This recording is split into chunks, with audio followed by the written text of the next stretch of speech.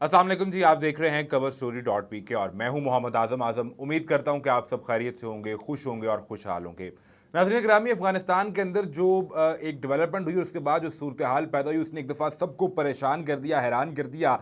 लेकिन एक ऐसा मुल्क भारत ऑब्वियसली, जिसने फौरन ही एक नया प्रोपेगेंडा शुरू कर दिया, नई खबरें चलानी शुरू कर दी। और वो उससे लगता यह है कि शायद ये एक प्लान्ड डेवलपमेंट थी जो की गई, जो अफगानिस्तान के अंदर अटैक हुए, जो काबुल एयरपोर्ट पर बॉम्ब अटैक हुए। मैंने अपनी गुज़िश्ता वीडियो में आपको बताया कि ये दो हमले नहीं थे, बल्कि ये 5 हमले थे। और कुछ जरा ये भी कहते हैं कि ये 7 हमले किए गए शहर के मुख्तलिफ इलाकों के अंदर। और उसके बाद एक खबर यह भी सामने आ रही है कि IS यानी दाइश और तालिबान की जो आपस में काबुल के अंदर लड़ाई की भी खबरें सामने आ रही हैं। लेकिन जरूरी यह है कि क्या दाइश से जिम्मेदारी कबूल करवाई गई थी? भारतीय मीडिया ने इस हवाले से जो प्रोपेगेंडा शुरू कर दिया है, इनका मकसद क्या है, इन्हें फायदा क्या पहुंचने वाला है उससे, और फिर दूसरी जानिब जो है वो इसका बेनिफिशियरी कौन है, ये समझना बहुत जरूरी है।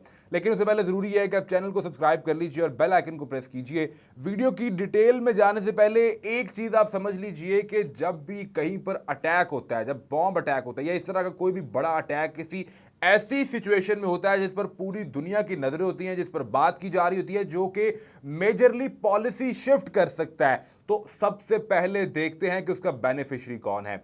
अब दाइश ने जिम्मेदारी कबूल कर ली, लेकिन आप आंखें बंद करके ये नहीं कह सकते कि जी ठीक है जी, दाइश ने ये हमला करवाया था तो ये इट्स फाइन, इट्स ओके। आप ये समझिए या ये सोचिए कि ये हमला क्यों करवाया गया और इसका सबसे ज्यादा फायदा कौन उठा सकता है। क्या तालिबान यानी जो गवर्नमेंट काबुल के अंदर बनेगी, उन्हें इस चीज का फायदा हो सकता है?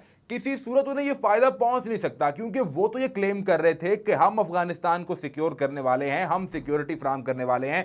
यहां तक कि हमने पूरे अफगानिस्तान पर कब्जा किया तो महज 50 कैजुअलिटीज यानी 50 लोगों के मरने को रिपोर्ट किया गया, जो आम सिविलियन जो शहरी थे, 50 कैजुअलिटी रिपोर्ट की गई। और हम पूरे अफगानिस्तान को जो है सिक्योरिटी फ्राहम करेंगे। काबुल के अंदर हमने देखा बदरी 313 यूनिट को डिप्लॉय किया गया, उमरी यूनिट को डिप्लॉय किया गया। यहां तक कि पंजशेर के अंदर भी लड़ाई नहीं की गई और कोशिश ये की जा रही है कि बातचीत करके मामले को सेटल डाउन कर लिया जाए। गोली नहीं चलनी चाहिए, मुकामी लोगों का खून नहीं बहना चाहिए, जो लोग ये कह रहे हैं। और फिर आलमी मीडिया और जो आलमी इदारे हैं, उनकी भी नजरें हों कि अगर ये जो आने वाला नया सेटअप है, क्या ये अफगानिस्तान को सिक्योर करके सिक्योरिटी फ्राहम कर सकता है और यहां के लोगों की जिंदगियां बदल सकता है, तो वो ये क्यों करवाएंगे? तो उनके तो ये फायदा नहीं हो सकता। लेकिन आप ये देखिए कि एक बयान जो दिया अमेरिकी सदर जो बाइडेन ने, कल मीडिया से बात करते हुए बाइडेन ने कहा कि Biden vow to respond after Kabul attack, और कुछ जज्बाती भी नजर आए। और उन्होंने कहा कि हम आप एक एक शख्स के पीछे आएंगे। यहां तक कि उन्होंने जो अपनी अफवाज है उन्हें यह हुक्म दे दिया कि जिन लोगों ने हमारे लोगों पर, हमारे फौजियों पर हमला किया है, अटैक किया है, आप उन्हें ढूंढिए और मुझे उनके सर लाकर पेश किए जाएं। अल्टीमेटली लगता यह है कि यह एक ऐसा प्लान्ड अटैक था जिसका फायदा शायद अमेरिका उठा सकता है, क्योंकि अमेरिका ने ये तो जो बाइडेन ने अपने इसी स्पीच के दौरान कहा कि मुझे नहीं लगता कि तालिबान और दाइश का आपस में कोई ताल्लुक होगा और ये आपस में कोई मिली भगत हो सकती है। लेकिन उन्होंने ये वाजे किया कि हम जो है वो तालिबान पर तो हमला नहीं करेंगे उस एग्रीमेंट के तहत कि जिसके तहत हम लोग यहां से बाहर निकल रहे हैं और तालिबान हम पर हमला नहीं कर रहे। लेकिन उन्होंने ये थोड़ी कहा था कि हम किसी और ग्रुप पर हमला नहीं करेंगे। लेकिन इससे पहले इसकी डिटेल में जाने से पहले आप एक और चीज समझिए। जो पंजशेर के अंदर अमरुल्लाह साले छुपा बैठा है, उसने कल एक ट्वीट की इस वाक़े के बाद। और ट्वीट में क्या कहा कि every evidence we have in hand shows that IS Khorasan cells have their roots in Taliban and Talib and Haqqani network. और फिर उन्होंने कहा कि इसका जो लिंक है वो पाकिस्तान से भी है, पाकिस्तान से ये ऑपरेट कर रहे हैं। और दूसरा कहा कि क्वेटा में इनकी शूरा बैठी है, क्वेटा का जिक्र किया। Taliban have learn very well from the masters और हैशटैग काबुल यूज किया गया। ये जो अमरुल्लाह साले की तरफ से ट्वीट किया गया, पूरा इंटरनेशनल मीडिया उठा के देख लीजिए, किसी ने इसे रिपोर्ट नहीं किया, क्योंकि ये शख्स झूठ बोल रहा है। क्वेटा के अंदर इनका कोई नामो निशान नहीं है, पाकिस्तान के अंदर से ये ऑपरेट नहीं कर सकते। इस शख्स को किसी ने रिपोर्ट नहीं किया, सिर्फ रिपोर्ट कर रहा है तो इंडियन मीडिया रिपोर्ट कर रहा है। क्या रिपोर्ट कर रहा है जी? आप इंडिया टुडे की ये हेडलाइंस देखिए कि वो सेम लाइन उठा के अमरुल्लाह साले के ट्वीट की वो वहां पर रिपोर्ट कर रहे हैं और पूरी उन्होंने इसके ऊपर जो है वो रिपोर्ट बनाकर पेश किया कि ये तो पाकिस्तान ने अटैक करवाया है।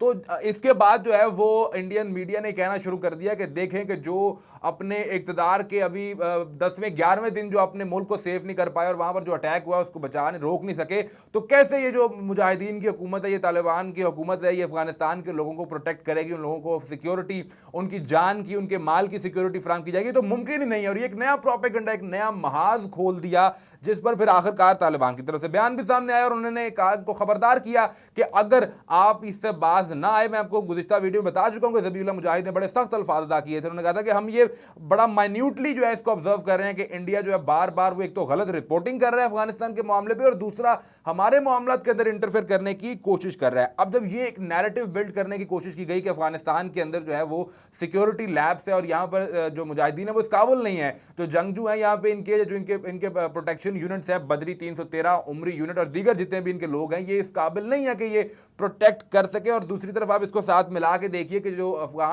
जो सदर जो बाइडेन ने कहा कि हम इन लोगों से बदला लेंगे और हम इनके पीछे आएंगे, यानी वो अफगानिस्तान के अंदर हमले कर सकते हैं। इस चीज को कुशन बनाया जाएगा, सेफ गार्ड बनाया जाएगा कि देखे जी हमने काबुल के ऊपर या तालिबान के ऊपर हमला तो नहीं किया, हमने तो उन लोगों पर हमला किया है जिन्होंने हमारे फौजियों को मारा था, जिन्होंने काबुल एयरपोर्ट पर अटैक किया था और वो दाइश के लोग थे। हम तो उनको अटैक कर रहे हैं, हम तो उनको ढूंढ रहे हैं और अल्टीमेटली कौन लोग मरेंगे? अफगानिस्तान के लोग मरेंगे। अफगानिस्तान में वो लोग मरेंगे जो कि पीस और अमन के साथ रहना चाहते हैं। वो लोग जो कल उस कैनाल में खड़े थे जहां पर इतने इतने दर्दनाक मनाजिर हैं कि मैं वो आपके साथ शेयर भी नहीं कर सकता। लाशें पड़ी हैं, लोगों के जो अज़ा हैं जिस्म के वो बिखरे पड़े हुए हैं। पानी जो पानी बह रहा था उस कैनाल के अंदर, सेवरेज कैनाल के अंदर, उसका रंग सुर्ख हो चुका हुआ है। इतना खून लोगों का वहां बहा है, वो बहुत दर्दनाक मनाजिर हैं, वो आपके साथ शेयर भी नहीं किए जा सकते।